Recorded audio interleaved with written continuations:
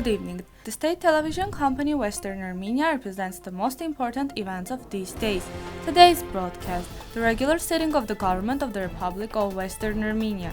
Russian peacekeepers held humanitarian events together with two charitable organizations in Stepanakert, the Ministry of Defense of Russia. Minister, at least 20,000 new high-tech specialists will be needed in Armenia over the next 5 years. Erdogan's onslaught on rights and democracy, Human Rights Watch. In the world of letters, educational program in Mashtots Matenadaran. The Armenian Church in Karin, Western Armenia, has become a gathering place for drug addicts. The fourth volume of the Ethnography of Artsakh has been published.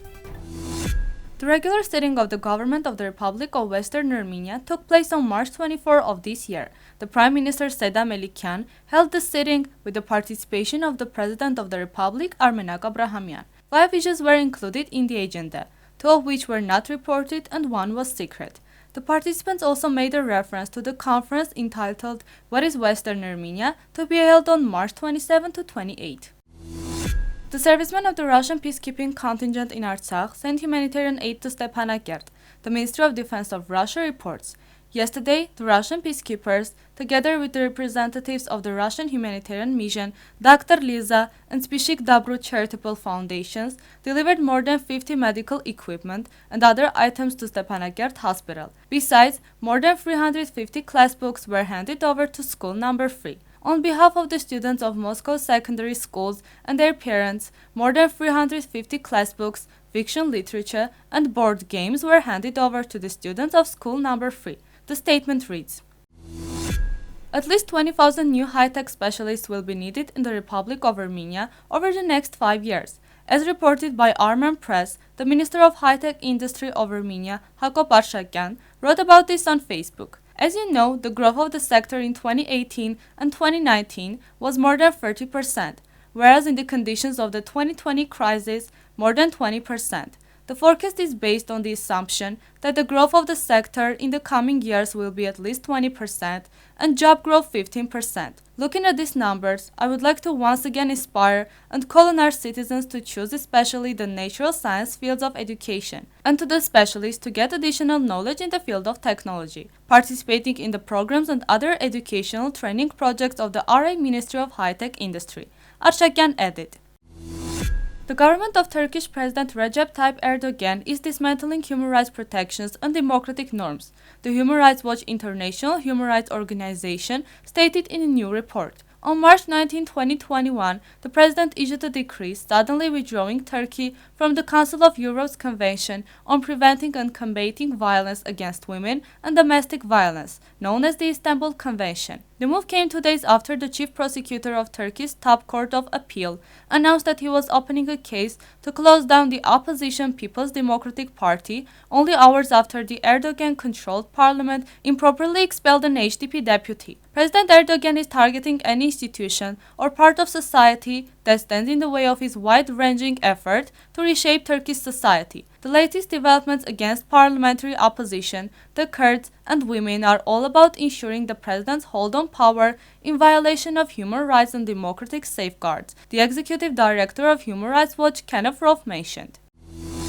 In the world of letters, educational program for the students of 1st to 3rd forms has started in Mashtots Matenadaran. The aim of the project is to present the invention of letters, their numerical value, ornaments, type phrases. Children learn to write decorative letters together with a miniature artist. To participate, please register by calling to the following phone number: 033028060. St. Mina's Church, built by Armenians in 1719 in Karin, Western Armenia, is in the middle of an urban reform program. The point is that the city authorities cannot make reforms in the mentioned area without the permission of the owner. The mayor, noting that the owner of the church lives in Germany, particularly mentions, the owner of the church does not accept any compromise. He does not allow us to rebuild. He does not rebuild either. The owner wanted the church to remain in a half-destroyed state. The problematic church has become a frequent meeting place for thieves and drug addicts. The church, all parts of which have been destroyed by treasure hunters, somehow survives. The fourth volume, entitled Ethnography of the Ethnography of Artsakh series, was published by the decision of the Academic Council of Artsakh State University. The editor is Armen Sargsyan, PhD, Associate Professor, Honored Scientist of Nagorno-Karabakh. The studies on the ethnography of Artsakh in the post-Soviet period are included in the volume. The Ethnography of Artsakh series includes the three main researches related to the ethnography, folklore, and dialect of Artsakh in three spheres of ethnography of Artsakh: collections, travel notes, memoirs, other materials written and published by various Armenian ethnographers, philologists, scholars, public and ecclesiastical figures, travelers, writers, teachers, and inspectors of educational institutions in Shushi and some villages from the middle of the 19th century to the present day. The introduction to the first volume of each field contains a study history, and the concluding volume contains a complete bibliography list with brief descriptions. Now I present you Tamzara and Hope Shurma by Nubar Ensemble.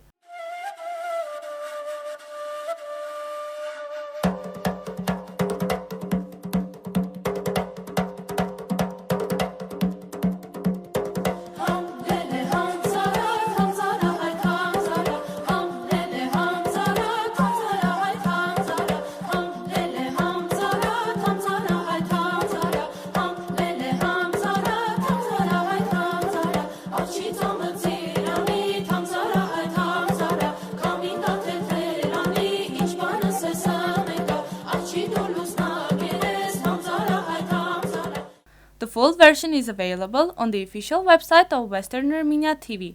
This was all for today. Goodbye.